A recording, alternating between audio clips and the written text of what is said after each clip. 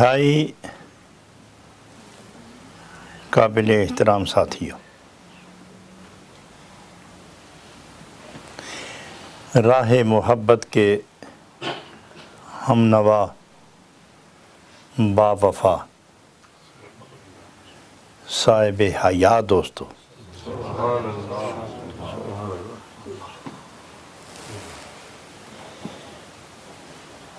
مثنوی شریف کے حوالے سے ایک بات جو ابھی میرے ذہن میں آئی ہے وہ یہ ہے کہ ہم سب کو اکٹھا کر کے محبوب حقیقی غیر فانی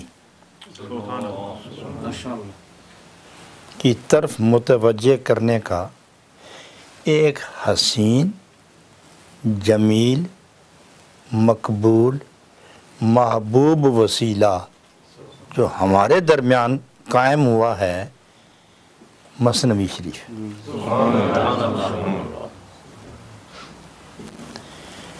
اگر تھوڑی سی رمق اور عشق کی چمک اور درد کی لذت روح کے اندر موجود ہو تو مثنوی شریف ایک کامل مرشد کا کام کرتا ہے۔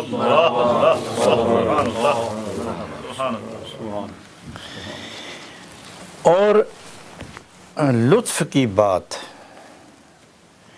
کہ جو لوگ صاحب نسبت ہیں، صاحب ارادت ہیں، یعنی جو رائے حق میں اپنا مقصد حاصل کرنے کے لیے کسی پیر کے ہاتھ میں ہاتھ دے کر یہ عہد کیا ہے کہ منزل مقصود تک پہنچنے میں جتنا وقت صرف ہوگا ہم اطاعت کے ساتھ رہیں گے،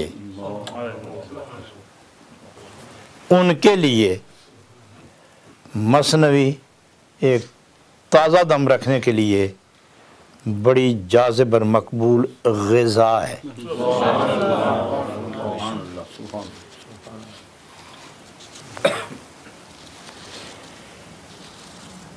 مثنوی شریف کی حقیقت میں عرض کروں کہ اس کی بنیاد بنے اسام الدین چلپی۔ انہوں نے گزارش کی کہ دریا بہتا جا رہا ہے، موتی یوں ہی جا رہے ہیں، اجازت ہو تو یہ موتی جمع کر لیے جائیں۔ تو جناب رومی فرماتے ہیں اسام الدین، تیرے کہنے پر میں مجبور ہوا ہوں کہ تمام روحانی دولت کو لباس کا جام پہناؤں، عروف کا لباس پہناؤں اور ہر حرف کو جام محبت بناؤں اور تمہارے ہاتھوں سے تقسیم ہو۔ تو جناب اسام الدین چلپی انہوں نے فوراً قلم کاغذ لے کر زانو شکستہ ہو کے بیٹھے کہ حضرت آج سے آغاز فرمائیں، میں لکھنے کا عہد کر چکا ہوں، آپ ارشادات فرماتے جائیں۔ بس اسام الدین کا کہنا تھا کہ جس طرح آدمی بند کھولے اور زور سے پانی نکلنا شروع ہو جاتا ہے، بس یہ سننا تھا کہ جناب رومی وہ جو خیال کا بند تھا وہ کھلا، انوار کی بارش لفظوں میں تحلیل ہوئی اور وہ لفظ چلپی کے نوکے قلم پر سوار ہوئے اور کاغذ کے سینے پر ترتیب سے جڑے گئے جیسے صحیح کاریگر، صحیح دانشور موتیوں کا ہار بناتا ہے۔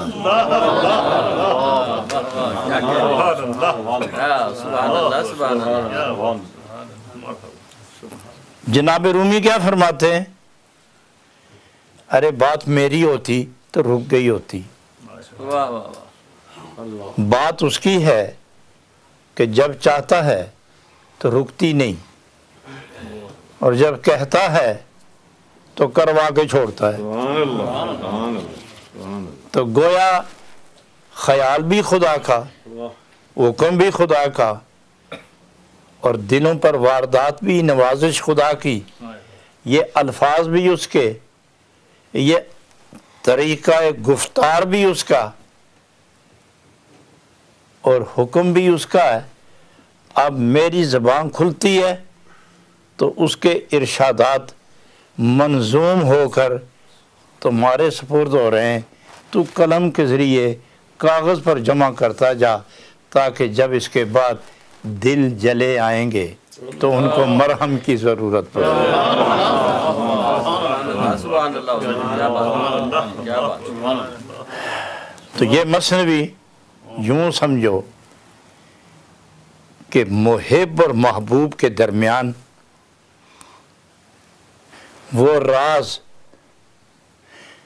جو محتاج بیان تھے، وہ اسرار جو کھلے نہ تھے، یا عاشق اور معشوق کے درمیان رابطے کے لیے جو زینہ مقرر ہوا تھا، اس کو مختلف رنگوں میں، مختلف ادوار میں، مختلف زمانوں میں جیسے جیسے حالات آئے ویسے ویسے نام کے ساتھ وہی دوا تجویز ہوئی، لیکن رومی فرماتے ہیں میرے زمانے میں جب اس دوا کا اظہار ہوا تو اس کا نام مثنوی رکھ دیا گیا۔ ہر دور میں جدا جدا نام ہے۔ تو گویا یہ وہ صدائے بازگشت ہے کہ ادھر ادھر بھٹکتی روحوں کو منزل کی بشارت دینے کی آواز ہے۔ عشق میں ہچکولے کھانے والوں کو نوید منزل یہی مثنوی ہے۔ کم ہمتوں کو حوصلے دے کر والہانہ توانائی سے منزل کی طرف دوڑا کے لے جانا، یہ کام اسی مثنوی کا ہے۔ مگر بات اتنی ہے کہ شراب عشق پینے والے زمانے کے اندر ہمیشہ تھوڑے رہے ہیں۔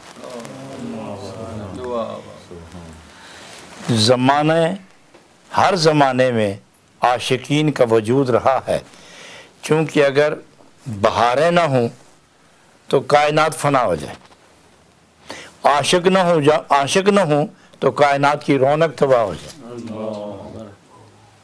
اور مسئلہ یہ ہے کہ جب تک زمین پر عاشقین الہی موجود ہیں، رحمتیں متوجہ ہیں زمین کی طرف، جب تک زمین پر یہ طالبین ہیں اس وقت تک خدا کی رحمتیں، خدا کی نوازشیں اور اس کی عنایتیں، اور سحری کے وقت آ کے پیار سے اپنے بندوں کو مخاطب کرنے کی یہ رسم ربانی،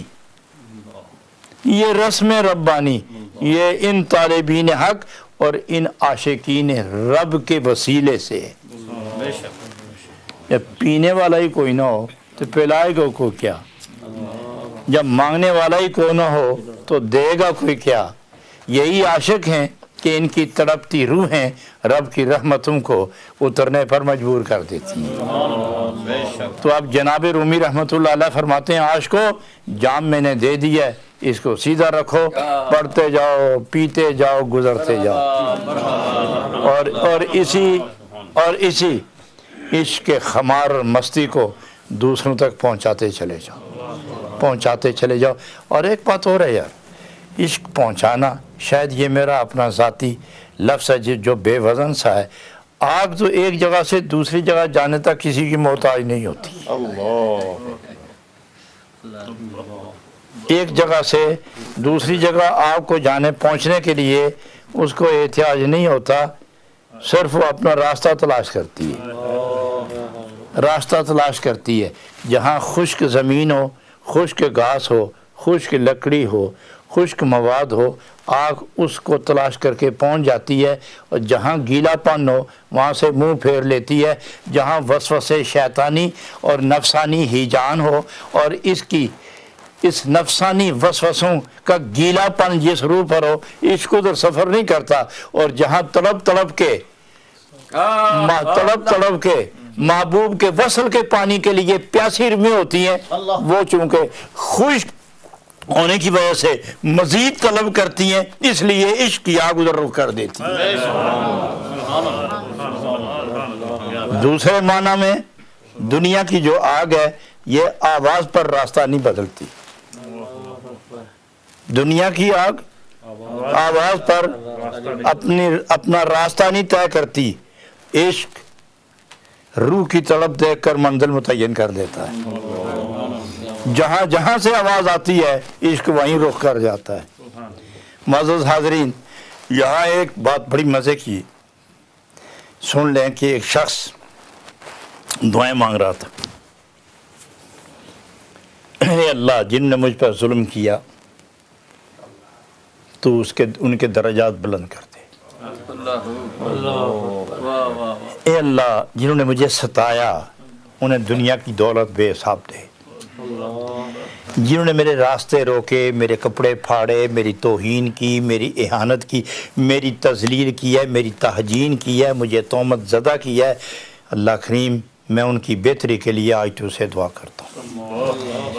ایک صوفی باصفا نے اس کو پکڑ لیا کہ یہ جو تم کرتے ہو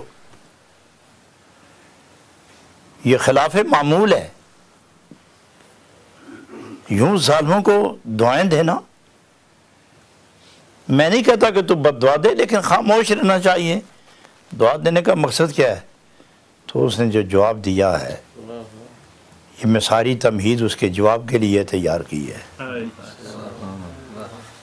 اس نے جو جواب دیا کہ میں ظالموں کو، میں ایذا رسانوں کو، تکلیف دینے والوں کو، بدخواہوں بد اندیشوں کو، میری غیبت اور میری توہین کرنے والوں کو جو میں یہ دعائیں دے رہا ہوں آخر کیوں دے رہا ہوں؟ جانتے نہیں ہو کیوں دے رہا ہوں؟ اس کی گالیوں کا بدلہ تو نہیں دے رہا،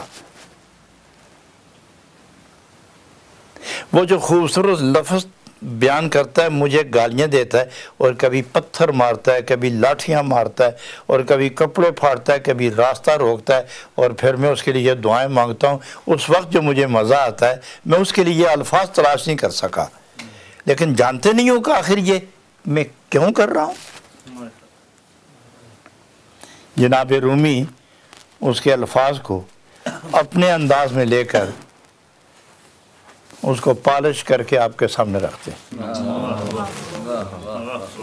اس کے ارادے یا اس کے خیال کو ربانی رضاؤں کی پالش کر کے آپ کے سامنے رکھتے ہیں۔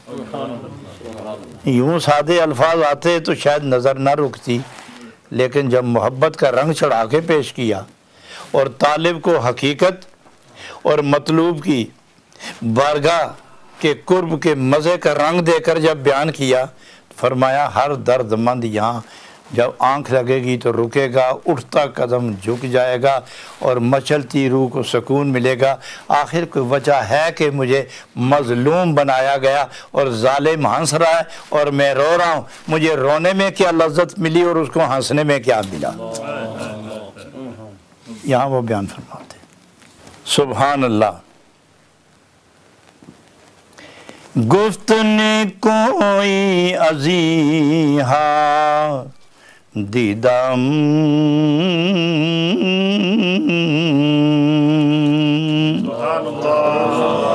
گفت نے کوئی عزیہا دیدم،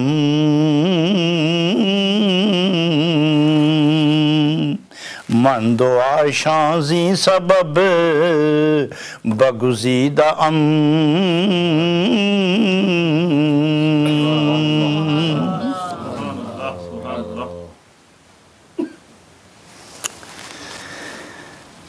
میں ظالموں کے لیے کیوں دعا کر رہا ہوں؟ اصل میں مجھے یہ جو نیکی ملی، طہارت ملی، عبادت ملی، رقت ملی، محبت ملی، ذوق ملا، شوق ملا، تڑپ نہ ملا، پھڑک نہ ملا، سجدے ملے، رکوع ملے، قیام ملا، ذکر ملا، تصور ملا، یاد جانا کی دولت ملی۔ کیسے ملی؟ کہاں سے ملی؟ گفت نے کوئی ازیحہ دیدہ ہم، انہی ظالموں کی وجہ سے مجھے نیکیاں ملی ہیں۔ یہ جو میرا مرتبہ ہے ان ظالموں کی وجہ سے ہے۔ من دعا شام زین سبب گزیدہ ہم، یہ گالیاں دیتے گئے، میں صبر کرتا گیا، میں سجدے کرتا گیا، درجے بلند ہوتے گئے، میں جون جون اوپر ہوتا گیا، ان کو میں نیچے دیکھتا گیا، دعائیں کرتا گیا۔ یہ جو میں پرواز کر رہا ہوں ظالم، یہ تیری وجہ سے ہے۔ اے ظالم، تو جو فرش پر ذلیل ہو کر مجھے یوں دیکھ رہا ہے نا اوپر، اور میری پرواز دیکھ، یہ تیرے ظلم کا نتیجہ ہے۔ تو میں تجھے دعا نہ دوں؟ میں اب بھی تیرے لیے دعا نہ کروں؟ خود سو ظلم جور و چندہ ساختن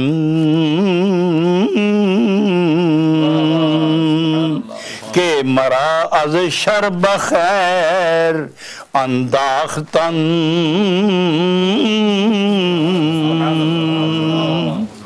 کبھی ظالم میں بھی تھا، لیکن مجھ پر ایک بڑا ظالم آیا جو مجھ سے زیادہ ظالم تھا۔ اس کے ظلم کے سامنے جب میں مجبور ہوا تو پھر میں نے سوچا جان چھڑانے کا طریقہ کیا ہے؟ اس کی طرف جاؤ جس سے بڑا کوئی نہیں، اس کی طرف جاؤ جس کی قدرت میں کمی نہیں، اس کی طرف جاؤ جس کی مرضی پر کسی کی مرضی غالب نہیں، اس کی طرف جاؤ کہ منہ سے فریاد نکلے اور وہ کہہ دے کہ میں آ گیا ہوں تیرے لیے۔ خوب سو ظلم و جور و چندہ ساختن کہ مرا از شر بخیر انداختن۔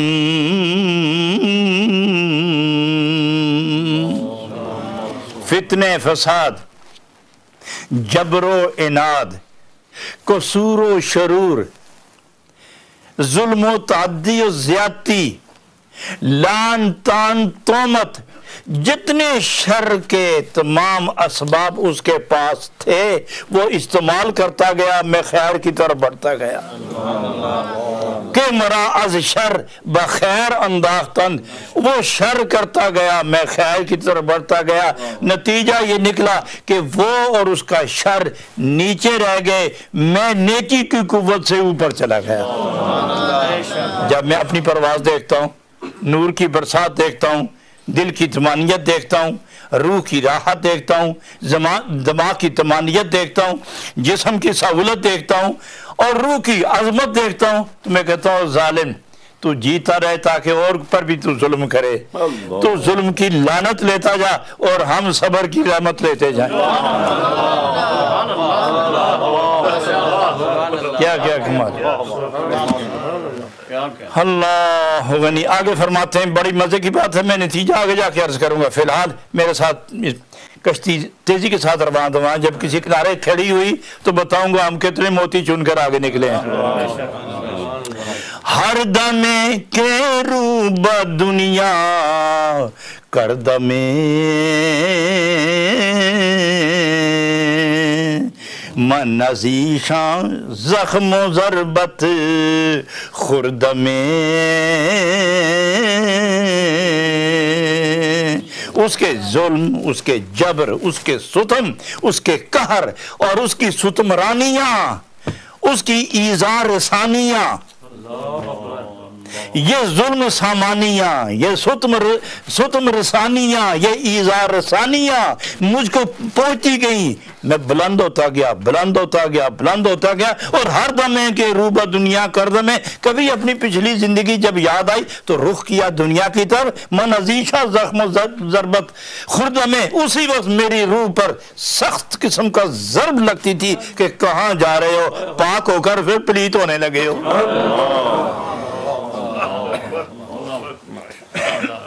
اللہ پاک ہو کے پھر پلیت ہونے لگے ہو. اور یہاں میں ایک قادر الکلام بازوق شاعر کا شعر ایک عرض کرو یاد آ گیا. گر بعد فقر پھر سگے دنیا ہوا فقیر. گر بعد فقر پھر سگے دنیا ہوا فقیر. کم بخت پاک ہو کے پلیدوں میں مل گیا. گر بعد فقر کیا کہہ رہے ہیں پھر سگے دنیا ہوا فقیر. کم بخت پاک ہو کے فقیر پلیدوں میں مل گیا. معلوم ہوا فقر کیا ہے؟ وہ طہارت ہے، وہ نظافت ہے، وہ لطافت ہے، وہ کرامت ہے، وہ عظمت ہے جو قرب خدا کے مزے لوٹنے کے لیے ہر وقت اس کا منہ جام کی طرح کھلا رہتا ہے. اور وہ دنیا سے نفور، رب کے دیدار سے مسرور. جو دنیا سے دور، رب کے جلووں میں مسحور. یہ وہ فقیر ہوتا ہے. تو فرماتے ہیں کہ جب ظالم کا ظلم، ظالم میں ایک بات میں نے کئی بار سنائی یہ بات، لیکن چونکہ موقع کی مناسبت سے آ گئی ہے کہ امام اعظم رضی اللہ عنہ ایک ظالم سے پلہ پڑ گیا، ان کا پالا پڑا ایک ظالم سے. تو وہ روز گالیاں دے، روز توہین کرے، یہ قول اچھا نہیں، یہ فعل اچھا نہیں، یہ عادت اچھی نہیں، یہ لباس اچھا نہیں، یہ کرتے ہیں، یہ کرتے ہیں، یہ وہ کرتے ہیں، اور بہت توہین آمیز الفاظ ہر روز بس تیر برساتا رہتا تھا. تو آپ جواب نہ دیتے تھے. تو وہ جب رحمت کی برسات شروع ہوئی، دل پر انشراح اور سینے کی تسکین کا سامان شروع ہوا، پہلے سے زیادہ مراتب بلند ہوئے، تو آپ نے کیلا، انگور، انار یہ ایک ٹوکرا بھر کر اس کے گھر بھیجا. جب ختم ہوتا وہ ٹوکرا تو وہ پھر مکان پہ چڑھ جاتا. یہ تو بڑا بنا ہے، تم ایسے ہو، تم یہ ہو. یہ ایک ٹوکرا بھرتے، پھر بیچتے. وہ 5 دن صبر ہوتا، 5 دن کے لیے وہ بیچتے تھے، 6ٹھے دن وہ پھر مکان پہ چڑھ جاتا. ایک دن وہ سارا خاندان بیٹھا کہ ہم ہر روز انہیں گالیاں دیتے تھے، وہ ٹوکرا آتا تھا، ہر 5 دن وہ ایک ٹوکرا بھر کے میوہ پھل بیچتے ہیں. ندامت و ذلت کی انتہا ہو گئی. اتنے ہی ہم گئے گزرے کہ اتنی شرافت وہ کرتے اور اتنی رذالت ہم کرتے ہیں. تو ان کو اپنی رذالت پر ندامت آئی.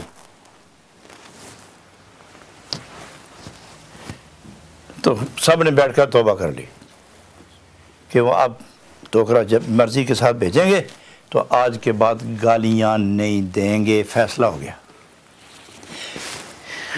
دن 5 گزر گئے، 6ٹھا بھی گیا، 7واں بھی، 10واں بھی. تو وہ اٹھ کے وہ یہودی جو تھا وہ ٹہلنے لگا کہ یہ کیا ظلم ہو گیا. پھر چڑھ گیا مکان پر، تو آواز دی کہ مسلمانوں کے رہنما، آج 10واں دن گزر رہا ہے، کچھ نہیں آیا، بیچتے ہو ٹوکرا کے، وظیفہ شروع کروں اپنا. میں وہ منتر پڑھنے لگا ہوں. پھر تو امام اعظم نے فرمایا ادھر میرے پاس بلاؤ. بلایا، کہنے لگے آج موقع بن گیا. اصل بات یہ ہے تم گالیاں دیتے رہے، ہم ذکر میں اضافہ کرتے رہے. تم گالیاں دیتے رہے، ہم صبر پر استقامت کرتے رہے. تم گالیاں دیتے رہے، ہم رب کی بولیاں بولتے رہے. تم گالیاں دیتے رہے، ہم سنت رسول کے جلووں میں الیتے رہے. اس کے بدلے میں نور کی برسات ہوتی رہی. تو میں نے سمجھا کہ تم گالیاں نہ دیتے، میں صبر نہ کرتا، یہ درجات بلند کیسے ہوتے؟ تو میں اس خوشی میں ٹوکرا بیچتا تھا. اب تم نے گالیاں بند کر دی ہیں، ٹوکرا کہاں کو بھیجوں میں؟ تو اس نے کہا یہ حقیقت ہے اس کی؟ ہاں حقیقت. فرمایا لاؤ ہاتھ لاؤ. ہاتھ پہ ہاتھ رکھ کے اس نے کہا کہ جس نبی کی پیاری اداؤں کے تم قیدی ہو وہی زنجیر میرے گلے میں ڈال دو. وہی زنجیر میرے گلے میں ڈال دو. اب میں محمدی بن کر جینا چاہتا ہوں، اور مروں تو لوگ کہیں محمدی کا جنازہ اٹھائے. ہر دمے کے روب دنیا کر دمے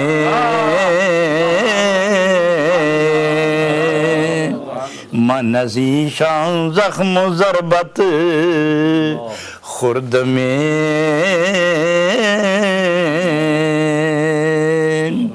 چون سبب ساز صلاح من شدند پس دعاشاں برمن است اے ہوش من چون سبب ساز صلاح من شدند.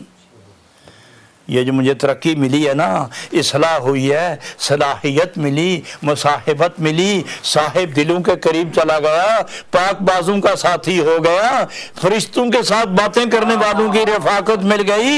یہ احسان تو تیرا مجھ پر ہے. بتاؤ اتنا تو نے احسان کیا، مجھ پر واجب ہے کہ میں تیرے لیے دعائیں کروں. تو تیر آزما ہم جگر آزمائیں. اے ظالم تو تیر آزما، کبھی تیری نگاہ کا تیر چلے گا کہ تو کس بدنیتی سے دیکھ رہا ہے، اور کبھی تیری زبان سے تیر نکلے گا کہ کس ظلم کا تیر پھینک رہا ہے تو. اور ہم نے بھی جگر ہاتھ میں رکھا ہوا. تو تیر آزما ہم جگر آزمائیں گے. دیکھتے ہیں خداوند عالم کی بارگاہ میں سید الکائنات کے حضور جب جائیں گے تو فیصلہ تو وہاں ہو ہی جائے گا نا. فرماتے ہیں چون سبب ساز صلاح من شدند پس دعا شام بر من است ہے ہوش مند. دنیا کے عقل مندو، جب یہ میں فعل کرتا ہوں تو میں نادان تو نہیں، میں بے علم تو نہیں، مجھ میں جہل تو نہیں، مجھ میں نادانی تو نہیں، مجھ میں شیطانی اثرات تو نہیں. نہ اثرات شیطانی ہے، نہ نادانی ہے، نہ جہل ہے، نہ میں مجبور ہوں، نہ معذور ہوں، نہ مزدور ہوں، نہ محتاج ہوں. تو پھر بھی اس کے لیے دعائیں کرتا ہوں. کیوں؟ تم نہیں جانتے خدا تعالیٰ نے اسباب پیدا کیے ہوئے. اس کی آخرت خراب ہو گئی، میری آخرت روشن ہو گئی. اس کی آخرت خراب ہو گئی اور میری روشن ہو گئی. آپ جانتے ہیں کہ فقیر کیوں جلدی ترقی کرتے ہیں؟ ہر ایذا کا بدلہ جزا سے دیتے ہیں. ایذا کا بدلہ ایذا سے نہیں دیتے، کفر کا بدلہ کفر سے نہیں دیتے، گال کا بدلہ گال سے نہیں دیتے، ظلم کا بدلہ ظلم سے نہیں دیتے، توہین کا بدلہ توہین سے نہیں دیتے. ہر معاملے میں صبر کر کے دل اور دماغ کو خدا کی طرف متوجہ کر دیتے، خدا کی طرف متوجہ کر دیتے ہیں اور صبر سے رہتے ہیں. ایک صوفی نے دوسرے صوفی سے پوچھا، بتاؤ یار صبر کس کو کہتے ہیں؟ صبر کی کیا تعریف ہے؟ دو تین بیٹھے ہوئے تھے، ایک نے سوال کر دیا صبر کی تعریف کیا ہے؟ تو ایک نے جواب دیا کہ کچھ ملے تو کھا لو، نہ ملے تو صبر کرو، دست سوال دراز نہ کرو، آرام سے بیٹھے رہو. تو سوال کرنے والے نے کہا یہ کتے کا صبر ہے، میں انسان کا صبر پوچھتا ہوں. کتا اپنے مالک کے دروازے پر دونوں پاؤں پہلے رکھتا ہے، اس پر سر رکھتا ہے. یہ میرے مالک، میری عجز، میرے انکسار، میری عاجزی کی انتہا یہی ہے. میرے پاؤں اور میرے سر یہ تیرے دروازے پر ہے. اب تیری مرضی تو مجھے نوازے یا نہ نوازے. مالک روٹی دے نہ دے وہ دروازہ نہیں چھوڑتا. یہ تو کتے کا صبر ہے. صوفی کا صبر کیا ہوگا؟ وہ خاموش ہو گئے، وہ خاموش ہو گئے. فرمایا صوفی کے صبر کی دو نشانیاں ہیں. کوئی توہین کرے تو اس کا اثر نہ لے، معاملہ خدا پر چھوڑے اور دل پر بوجھ نہ آئے.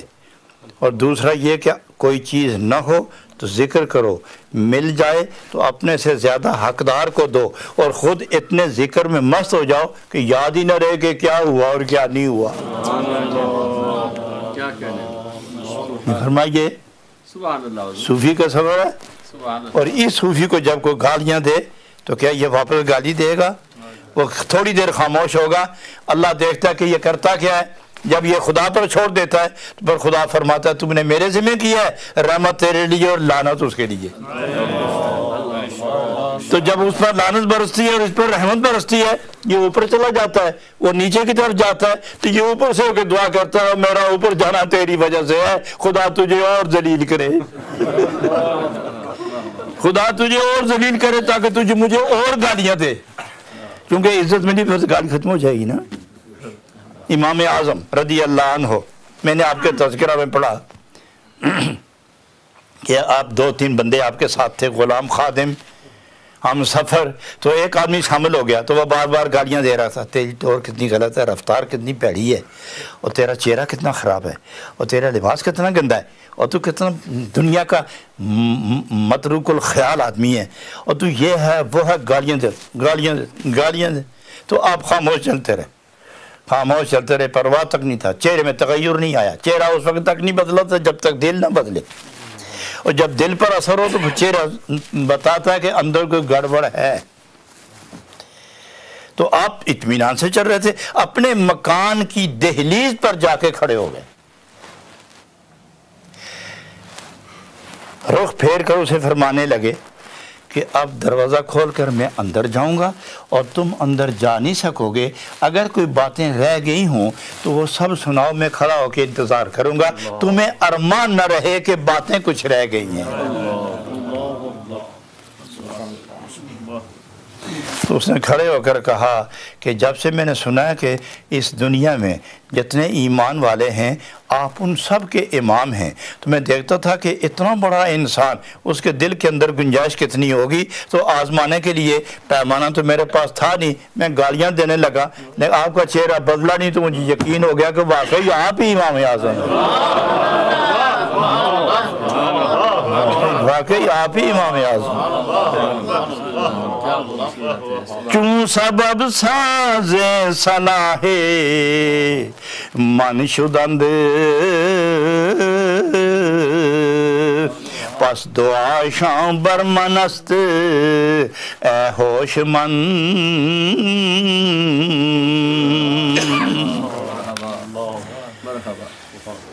اللہ غنی۔ میرے پاس ایک خاتون آئی، مجھے کہنے لگی کہ میرا جو شوہر ہے نا ظالم، کمینہ، کم بخت، بدبخت، مرن جوگا۔ میں نے کہا مائی اتنی بہت باتیں کہہ دیں، مرن جوگا تو نہ کہنا، انہوں نے کہا وہ زندہ رہن جوگا ہی نہیں۔ میں کہا پھر ایسا کرتے کہ میں آپ کو ایک تعویذ دیتا ہوں، تو آپ کی دعا بدعا سے وہ نہیں مرتا، میرے تعویذ کی وجہ سے گڑبڑ ضرور ہوگی، اور پیر جی میں قربان جاؤں، ابھی دیں آپ۔ میں نے موٹا سا کاغذ لے کے نا اس پر لکیریں ادھر ادھر کی لگاتا رہا، کو حروف یہ وہ، میں نے اتنا موٹا ایک تعویذ بنا کے کہا کہ جب وہ آئے نا باہر سے اندر تو تم اس کو منہ کے اندر رکھ دیا کرو اور چبانا شروع کر دو، تو یوں سمجھنا کہ اس کا جگر چبا رہی ہوں میں۔ بولے کہ واقعی واللہ ہے۔ وہ چلی گئی، 6 دن کے بعد واپس آئی، انہیں پیسا بڑا اثر ہوا ہے، مگر وہ میں نے چبا چبا کے ریزہ ریزہ کر دی ہے۔ میں نے کہا وہ اس کا کیا حال ہے؟ کہ وہ چپ تو ہو گیا، فرق پڑ گیا، ایک اور دیو۔ میں نے اس سے موٹا ایک اور دیا، تیسری دفعہ جب آئی تو میں نے پکڑ لیا اس کو، میں کہا مائی بات سن، اصل بات یہ ہے کہ اب جھگڑا ختم ہو گیا، یہ ختم ہو گیا، اتفاق ہو گیا۔ جناب تعویذ کی وہ کرامت دیکھی ہے کہ میں ان تکے مارا تھا بھی نہیں ابو بولتا تھے، پہلے تو ہر بات پر وہ جوتے لے کے کھا جاتا۔ میں نے کہا اصل بات یہ ہے کہ مائی میں نے اس کاغذ کی وجہ سے تیرا منہ بند کیا تھا۔ دیکھو نا یہ ہاتھ ہل رہا ہے نا، آواز سنے آپ نے؟ کوئی آواز آئی؟ کوئی آواز سنی آپ نے؟ آج یہ مد مقابلہ تو آواز آتی ہے نا، جب کوئی مقابلہ نہیں تو یہ ہل ہل کے خود ختم ہو جائے گا، اور جب اس کو ٹکر لگے گی یہ تازہ ہو کے پھر آ جائے گا، اور جب ٹکر لگے گی 2 چکر لگیں گے خاموش ہو جائے۔ مائی آپ کی زبان بند ہوئی، اس کو بھی صبر آ گیا، شرم اس کو بھی آ گئی، اور خدا نے مہربانی تیرے پر بھی کر دی، تیرا منہ بند ہونا ضروری تھا۔ آپ دیکھو کتنا خوبصورت اتفاق ہو گیا۔ یہ بات میں نے کیوں کی؟ اس لیے کہ بعض اوقات یہ فتنے ایک طرف سے نہیں ہوتے، دونوں طرف سے ہوتے۔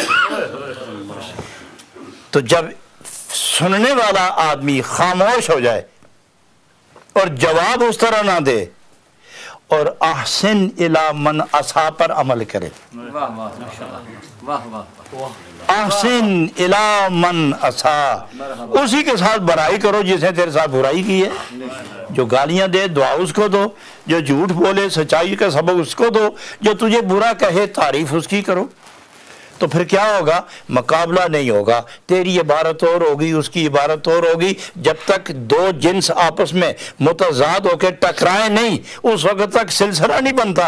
تو اب چونکہ تیرا معاملہ ہو رہا ہے اس کا معاملہ ہو رہا ہے، مقابلہ ختم ہو گیا تو رحمت نازل ہو جاتی ہے۔ حضرات بڑی خوبصورت بات ہے، اب تو یہ مسئلہ ختم ہونے والا ہے۔ ایک اور بہت خوبصورت شعر میرے سامنے، حکم، پیغام اور نصیحت اور دستور اور زندگی کا منشور جو اس مصرے کے اندر ہے وہ میں پیش خدمت کرتا ہوں، ذرا توجہ تو فرمائے۔ ہست حیوان کے نامش اسفرست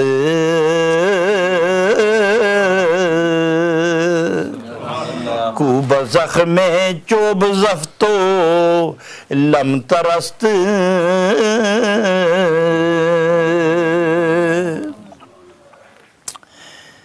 حضرات یہ ایک پرندہ نہیں، ایک حیوان ہے، اس کو عربی میں کنفذ کہتے ہیں اور اردو ہندی میں اور فارسی میں اسفر کہتے ہیں، عربی میں کنفذ کہتے ہیں، اور اپنی اپنی زبان میں اس کو کوئی سی کہتے ہیں، کوئی سے کہتے ہیں، کوئی سے کہتے ہیں۔ نہیں سمجھے؟ جی آپ سمجھیں حضرات؟ آپ سمجھ کے سر لائیں گے نا تو دور دور تک سننے والے وہ بھی سر لائیں گے کہ واقعی ہم بھی سمجھ گئے ہیں۔ تو اگر آپ نہیں بولیں گے تو وہ سمجھیں گے، جو قریب بیٹھے ہیں وہ نہیں سمجھے تو ہم تو دور والے ہم کیا سمجھیں گے؟ اب ہم پنجابی میں پوچھوں نا، سے کن کن دن وہ جانور جو کچا فصل توڑتا ہے، کھاتا ہے، ٹکڑے ٹکڑے کر کے نقصان کرتا ہے اور اس کے جسم پر کانٹے ہی کانٹے ہوتے ہیں،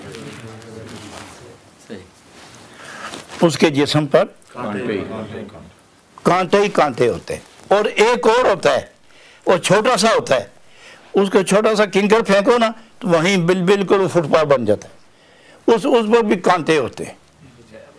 آپ نے نہ دیکھا ہو، میں نے دیکھا ہے جی، کالا سیاہ، ارے کیا کہنا، سبحان اللہ جی، وہ کالے سے رنگ کا، وہ چھوٹا نہیں، اس کی شکل چوہے کی طرح ہوتی ہے، یہی بڑا ظالم ہوتا ہے اصل میں۔ یہ چھوٹے چھوٹے بندے نا، وہ تم اور جب تم کو تکلیف آئے تو شکل بدلا رہے تھے اپنی، اور جب حالت ٹھیک ہوتے ہیں ایک دم ٹھیک ٹھاک ہو کے بیٹھ جاتے ہیں، اور جب پریشانی کسی کو کاٹے نا تو وہ جب واپس لاٹھی لے کھڑا ہو جائے تو وہیں گول مول ہو کے کانٹے نکال کے بیٹھ جاتے ہیں۔ کمال ہے، کیا فصاحت، ایسے بھی لوگ ہیں، ایسے بھی لوگ ہیں، ایسے بھی لوگ ہیں کر کے نا سوئی چبو کے نا زبان کی، تو پھر وہ دیکھتے ہیں اثر کیا ہوا، تو جب وہ لاٹھی لیتا ہے پھر گول مول ہو کے پہلے منہ چھپاتا ہے، پھر کان چھپاتا ہے، پھر یکساں ہو جاتا ہے، اور جب الٹا ہو تو پتہ چلتا ہے یہ گول مول کو خدا کی طرف سے کوئی عجیب کوئی شے نازل ہوئی ہے۔ اچھا ایک اور ہے، اس کو اسفر کہتے ہیں، کنفذ بھی کہتے ہیں اور سی بھی کہتے ہیں اس کو۔ اچھا یہ جب یہ بلا جب چلتی ہے نا تو اس کے تمام جسم پر لمبے لمبے کانٹے ہوتے ہیں اور بالکل اس طرح کانٹے پھیلا کے، اچھا جب اس کو مارو تو اس کو جب مارو نا تو یہ چوڑی ہو جائے گی، مرے گی نہیں بڑی دیر کے بعد، اور پوری طرح کانٹے پھینکتی رہتی ہے، لیٹی ہوئی تو بھی کانٹے پھینکتی ہے، مرن والا ہوئے تو بھی اس کا منہ بند نہیں ہوتا، گالاں کٹ ہی رہتے۔ فرمایا ایسا بندہ اس سے گئے، یہ بندہ تھوڑا ہی ہے،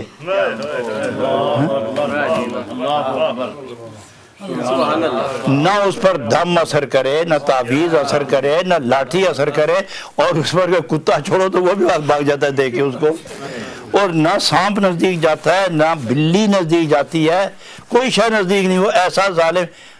ختم اللہ علی قلوبہم وعلی سمعہم وعلی ابصارہم غشاوہ، वाह वाह ये इतने जालिम लोग होते हैं कि इसकी मिसाल उस जानवर वाली है कि जिसमें हया नहीं और जुल्म के सिवा दूसरी शय उसके अंदर नहीं होती। इस जानवर और उस इंसान में जो नेकी बदी में तमीज न करे और तौहीन और गालियां देना अपनी जिंदगी का मशगला बना ले, फरमाया गया तुम में और उससे में क्या फर्क है।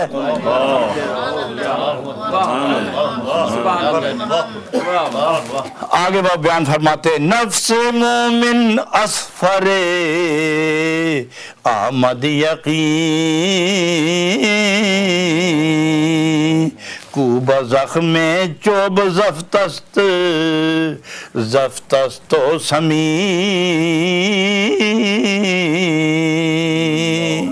ऐ मोमिन तेरा नफ्स भी उसी से की तरह है, उस असफर की तरह है, ना उसको शर्माई ना तुझे शर्माई, ना वो इज़ा देने में बंद हुई ना तू इज़ा देने में बंद हुआ, ना नसीहत उस पर असर करे ना नसीहत उस पर असर करे। उसको पत्थर मारो तो वहीं चौड़ी हो जाती है, दूसरा मारो तो उठ कर दौड़ना शुरू हो जाती है, तुझे लगे 4 जूते सर पर तो थोड़ी देर चुप होकर राउंड अबाउट पर जाके फिर गालियां देना शुरू हो जाता है। अरे तू भी को बंदा है, तू भी तो असफर ही है ना। वो बंदा बनना है ना तो बंदगी सीख, बंदा बनना है ना तो बंदगी सीख। जी सबब बर अंबिया रंजो शिकस्त अज हमा खल के जहां अफजू तरस्त। जरा देखो तो सही, जरा गौर तो करो कि आप में से कितने नेक लोग हैं, एक फिर दूसरा फिर तीसरा, दर्जा ब दर्जा नेक है, दर्जा ब दर्जा नेक है। ये एक जमात नेक होंगी, फिर दूसरी जमात वो इससे ज़्यादा नेक, फिर तीसरी जमात वो इससे ज़्यादा नेक, फिर चौथी जमात वो इससे ज़्यादा नेक, फिर अगली जमात वो इससे ज़्यादा नेक, और जहाँ जाके नेकियां ख़त्म होती हैं वो अंबिया हैं कि उनसे आगे कोई नहीं। यहाँ से शुरू करते हैं, ये नेक नेक नेक, उससे वो अच्छा, उससे वो अच्छा, उससे वो अच्छा, उससे वो अच्छा, और जहाँ जाके बात ही खत्म हो जाए और उसके आगे नेकी नेकी ना रहे और उसके आगे तारीफ का मकाम ही ना रहे, फरमाया वो कौन है, वो अंबिया है। लेकिन गौर तो करो कि कितनी तकलीफ पहुंची अंबिया को, इसीलिए तो वहां पहुंचे जिससे आगे नेकी का कोई दर्जा नहीं कि उनको गालियां देने वाले भी आप लोगों से ज्यादा थे। क्या तसव्वुफ है, सुभान अल्लाह। आप लोगों से ज्यादा थे ना, ये है तसव्वुफ, सुभान अल्लाह।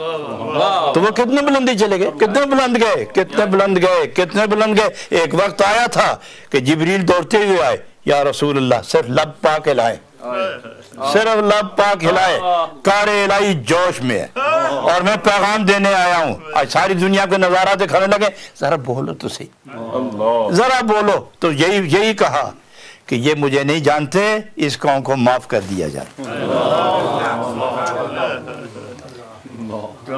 इस कौम को माफ कर दिया जाए। ये नहीं मुझे जानते, ये नहीं फरमाया कि ये कभी नहीं जानेंगे, फरमाया ये जो अब मेरे सामने है ना ये नहीं जानते, इन्हें माफ करो। क्यों? इनकी औलाद आएगी, वो मेरे गुलाम होंगे, इनके गुलाम, इनकी औलाद आएगी वो मेरे होंगे, इनके गुलाम, इनकी औलाद आएगी वो मेरे ही दीन का झंडा लेकर उठेंगे। लिहाजा अल्लाह करीम जिसकी औलाद इतनी है, अगर ये बख्शे नहीं जाते तो कम अज कम अजाब से तो बचा ले इनको,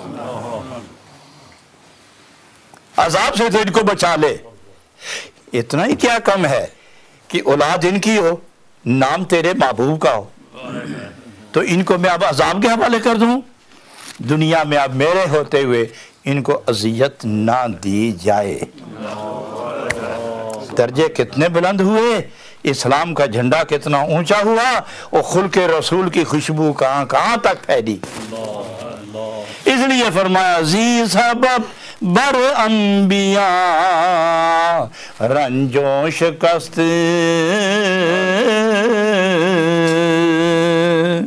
अज हमा खल के जहां अफजू तरस्त।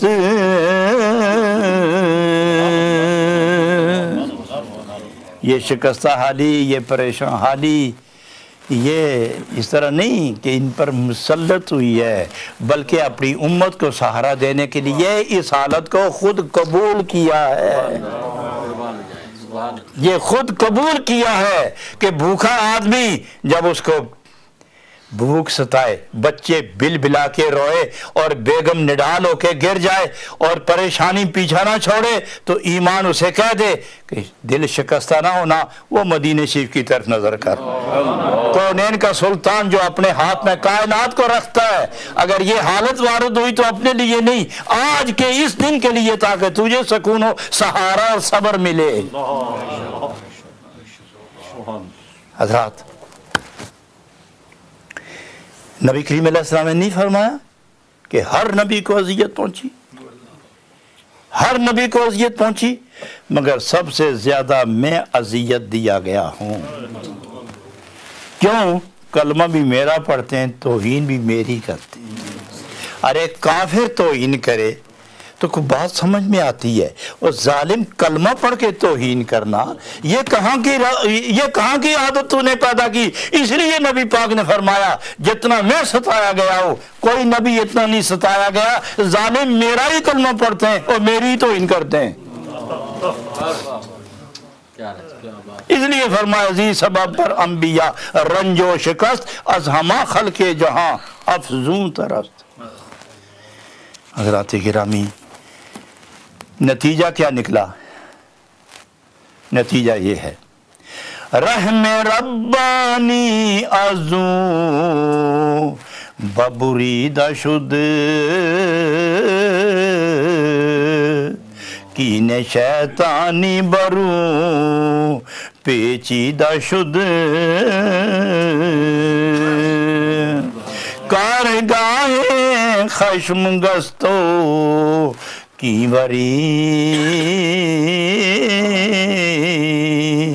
کینہ داں اصل دلالو کافری۔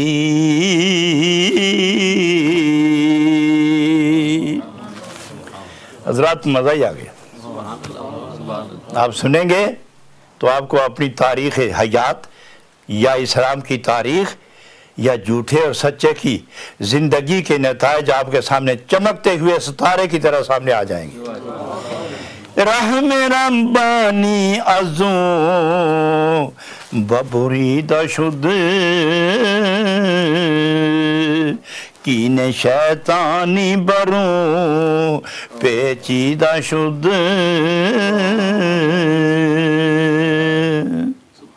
ایسا آدمی یہ شیطان کا ساتھی، جس طرح پولیس والا کسی کو گرفتار کرتا ہے نا، اس طرح شیطان نے اس کو گرفتار کر رکھا ہے۔ شیطان نے گرفتار کر رکھا ہے، کینے شیطانی برو پیچیدہ شد، شیطان کا جو کینہ اور بغض ہے وہ اس بندے پر لپیٹا گیا ہے، اس بندے پر پیچ در پیچ آ گیا، تہ در تہ آ گیا۔ اب وہ کارگاہ خشم گشتو کی وری، کینہ دانے اصل دلالو کافری۔ یہ جو دنیا کا یہ سارا سلسلہ ہے، اس میں جتنا یہ کینہ، بغض، تکبر، غیریات، لغویات، یہ جتنا کچھ مجسم ہو کے بندے پر سوار ہوتا ہے، اصل میں بات سنو یہ ہے کیا؟ کینہ داں اصل دلالو کافری، گمراہی کی سب سے بڑی نشانی یہی کینہ ہے، اور کافروں کے کفر کی بنیاد بھی یہی کینہ ہے۔ کافروں کے کفر کی بنیاد بھی یہی کینہ، اور گمراہی کی سب سے بڑی دلیل یہی کینہ۔ اور جس آدمی کے اندر کینہ آ گیا کہ دوسرے کے زوال کے لیے ہر وقت سوچے، وہ اصل میں کافر تو نہیں ہوتا لیکن گمراہ ضرور ہوتا ہے، اور جو گمراہ ہو وہ انسان تو ہوتا ہے لیکن رحمت سے محروم ہوتا ہے۔ اور صوفی کی آواز کیا ہے؟ جناب رومی کے اس قول کے مطابق ایک اور صوفی کہتے ہیں، وہ فرماتے ہیں آئین ماست سینہ چو آئینہ کفر است در طریقت ماکینہ داشتن۔ وہ کیا فرماتے ہیں؟ کفر است در طریقت ماکینہ داشتن، ہمارے سلسلہ زندگی میں कीना कुफर से कम नहीं होता। आईन मास्त, हमारा तरीका क्या है, हमारे उसूल क्या है, हमारे दस्तूर मंशूर रिवाज क्या है। आईन मास्त क्या है वो, आईना चो सीना चो आईना दाश्तन, सीना इस तरह रखो जिस तरह मुंह देखने वाला शीशा होता है। जिसकी ये कैफियत हो वही मोमिन है। और अल मोमिनो लिल मोमिन मिरअतुन, मोमिन दूसरे मोमिन के लिए शीशा है। मोमिन दूसरे मोमिन के लिए शीशा है, जिसके अंदर कीना नहीं वो शीशा है। और दूसरा गुनाहगार उस शीशे के अंदर जब देखे तो वो भी बदलने पर मजबूर हो जाता है। सूफिया के पाकीज़ा जिंदगी के चमकदार शीशे के अंदर लोगों की किस्मतें बनती हैं। लोग अपनी किस्मत तलाश करते हैं सूफी की जिंदगी के शीशे में। हज़रात, अब नतीजा क्या है कि दिल कीने से पाक रखो, और कोई तौहीन करे तो जवाब मत दो, गालियां दे तो खफा मत दो। मैं आपको अपना एक किस्सा सुनाता हूँ, बड़ा मज़ेदार। मैं एक गांव में था, तो वहाँ मजलिसें रात भर होती, दिन भर लगी रहती। औरतें, मर्द, बूढ़े, बच्चे, जवान, छोटे, बड़े, अमीर, गरीब, मजलिसें लगी रहती। तो वहाँ एक आदमी चौक में बैठकर तौहीन बड़ा करता। ये बड़ा अजीब किस्म का आदमी है, जवानी में ये पीर बन गया, ये फितना है, ये शरारत है, ये नफसानी फतूर को किस रंग में शायद पेश करेगा, बचो, ये करो। तौहीन के सिवा उसके मुंह में कोई लफ्ज़ नहीं होते। तो वो अल्फाज मेरे पास पहुंच आते थे। तो एक दफ़ा हम बैठे हुए थे तो चाय तकसीम हो रही थी। वो बड़े बड़े प्याले गुजराती, आप तो भूल ही गए होंगे ना, वो गुजरात में बनते वो बड़े प्याले, कभी देखे भी नहीं। अच्छा, वो प्याले वो चाय उनमें डाल के तकसीम कर रहे, ये फिर प्याली नहीं। तो जब चाय खत्म हुई तो मैंने एक साथी को बुलाया। मैंने कहा वो जो साहब तशरीफ रखते हैं ना, इन्हें एक कप और चाय, ये चाय के आदि हैं। उन्होंने चाय भर दी तो फौरन उसने कहा, पीर साहब यहाँ बड़े बड़े काबिल लोग बैठे हुए, इनमें से किसी को चाय नहीं मिली, तो आपने मुझे 2 प्याले क्यों पिलवाए? इसकी वजह मैंने कहा कि इन सबसे ज्यादा आपकी मेहनत ज्यादा है, इसलिए। तो इन वही किया करता था, आपकी मेहनत ज्यादा है इसलिए उजरत भी ज्यादा चाहिए। फिर घर गया तो सबको कहने लगा, जालिमों जुल्म किया हमने, तौबा करो सारे। तो उसकी तौबा का ये जरिया बन गया। गरज ये है कि दिल में कीना, तकब्बुर, बुग़्ज़, गैरियत दफा करो इस मुसीबत को। ये शैतानी हरकत हैं, रहमानी बरकत क्यों नहीं लेते? इसको दफा करो ताकि बरकते रब्बानी नाज़िल हो, हरकते शैतानी निकले, बरकते रब्बानी उतरे। उसमें जिक्र की कसरत करो और दिल को पाक, साफ, शफाफ आईना बना के जियो। यही सूफिया की जिंदगी है और यही इस्लाम की खूबी है और यही खुल्क़े रसूल की खुशबू है। हज़रात, इसी पे इक्तफा करते हैं। अल्लाह ये शबाब, ये शराब, ये शबाब और ये हसीन जवाब और ये आबोताब कायम दायम रखे। अल्लाह हो, अल्लाह हो, अल्लाह हो, अल्लाह हो, अल्लाह हो, अल्लाह हो, अल्लाह हो, अल्लाह हो, अल्लाह हो, अल्लाह हो, अल्लाह हो, अल्लाह हो, अल्लाह हो, अल्लाह हो,